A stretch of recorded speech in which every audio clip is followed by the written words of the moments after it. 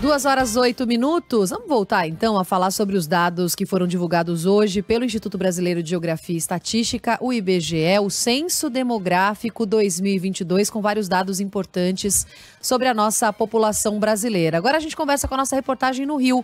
João Boeri está com a gente para trazer mais alguns dados que foram divulgados e explorar um pouquinho, explicar para a gente. Tudo bem, João? Boa tarde para você.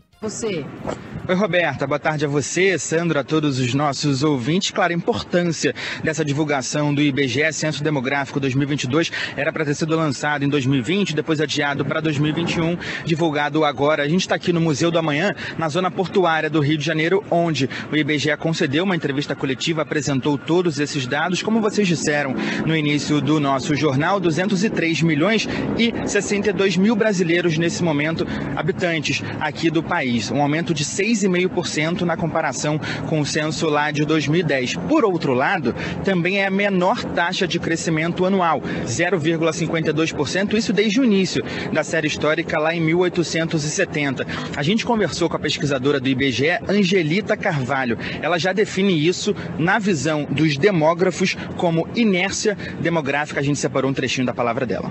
A população brasileira, ela chegou a 203 milhões, né, indicando um crescimento cada vez mais lento. E nós, demógrafos, chamamos isso de inércia demográfica, uma vez que a gente continua crescendo por um efeito de termos ainda né, muito em idade reprodutiva, de mulheres ainda muito jovens que acabam tendo mais nascimentos, gerando um número maior de nascimentos, mesmo que cada uma delas esteja tendo cada vez menos filhos.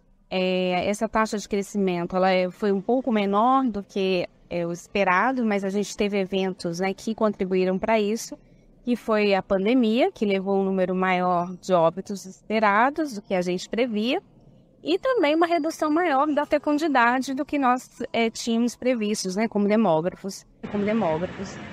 E aí, por exemplo, hoje, segundo os dados do IBGE, nesse Censo Demográfico 2022, lá na comparação com o censo de 2010, é um aumento de 34% no número de domicílios em todo o país. Mas, ao mesmo tempo, como vocês disseram na abertura do jornal, é a primeira vez que o número de habitantes por domicílios é menor que 3. Menos de 3 pessoas estão morando hoje em domicílios no país inteiro. Lá no censo de 2010, era mais de 3 pessoas. A gente conversou mais cedo, no meio do dia, com o coordenador da pesquisa do IBGE, Luciano Duarte. A gente separou um trechinho dessa entrevista com ele. Tá sem esse trechinho, João, mas pode seguir com a sua informação. E ele fala exatamente isso, sobre essa redução no número de pessoas por domicílios em todo o país, ao mesmo tempo em que tem esse aumento de 34%, lá sempre comparando com o censo de 2010. A gente conversou com ele também sobre defasagem, esse atraso na divulgação dos dados era para ser em 2020, depois foi em 2021, teve problemas financeiros dentro do IBGE e também, claro, a pandemia de Covid-19. Mas em relação ao número de recusas, pessoas que não foram entrevistadas, cerca de 1 milhão de pessoas não foram entrevistadas. Isso representa cerca de 4,2%. Para pegar um destaque aqui do estado do Rio de Janeiro, a gente separou também a cidade que perdeu o maior número de habitantes, mas por percentual, não por número de São Gonçalo. Região metropolitana do Rio, a cidade de todo o país que mais perdeu percentual de habitantes pela cidade. Então, divulgação hoje do censo 2022 pelo IBGE, é claro, ainda não são todos os resultados, foram somente os primeiros resultados. A expectativa do próprio governo do IBGE é que nos próximos meses tenham novas apresentações de dados, coletivas de imprensa, para a gente saber mais sobre todos esses dados coletados. Terminaram de ser coletados em maio desse ano e agora as divulgações deles. Obrigado, João, pelas informações. A gente vai seguir por muito tempo falando desses números. Uma publicação de um censo é assunto para mais de um ano. Muita gente vai se debruçar sobre esses números, entender.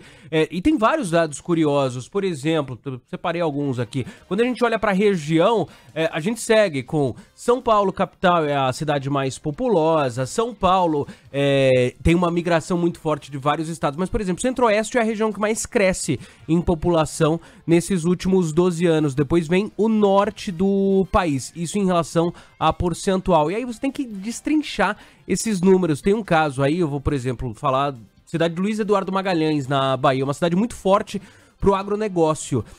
E teve um aumento de 80% na população. É a população indo em busca onde tem oferta de trabalho melhor, que vai ganhar mais. E é isso. O censo é essencial pra gente, entender o Brasil e dois, entender como melhorar a nossa situação. Pra onde a gente tem que colocar dinheiro? Quanto? Por quê? Em que área? É o censo que diz isso. Exatamente. E é interessante também Rio e Salvador perdendo tantos moradores, né? Em uma década. Chamou muita atenção. Enquanto algumas regiões se destacam justamente por chamarem os moradores, a gente tem essas duas cidades grandes e importantes do Brasil perdendo moradores nos últimos 10 anos. E um último dado, por exemplo, a gente falou muito na pandemia, né? Das pessoas que estavam deixando a São Paulo, Rio, deixando as cidades grandes para ir ou para uma cidade do interior, gente que não aguentava mais morar numa capital sem praia e falou, olha, agora tem home office, eu vou morar na praia. E será que isso era um número grande? Na pandemia apareceu assim, pelo menos se a gente olhasse as redes sociais, era 11 em cada 10 pessoas, né? Estavam indo morar na praia. Tinha gente falando em tendência, né? De voltar à vida no campo e tal, e deu pra gente ver que... Será que é isso mesmo? Então, o censo vai dizer isso ao longo dos próximos anos. Agora, 2 horas e 14 minutos.